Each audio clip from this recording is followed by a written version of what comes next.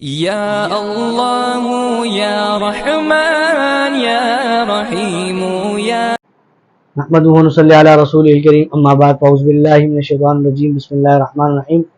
ناظرین کرام، آج کے جو عمل لے کر حاضر ہوئے ہیں یہ ان حضرات کے لیے جن کی کوئی چیز گم ہو گئی ہو یا چوری ہو گئی ہو، تو یہ ان حضرات کے لیے عمل ہے، انتہائی مفید عمل ہے۔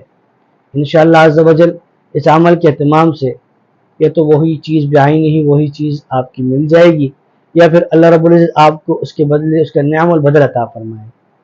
عمل یہ ہے، اول آخر درود شریف اور اس کے بعد آپ نے کثرت کے ساتھ سورۃ الطارق کا اہتمام کرنا ہے۔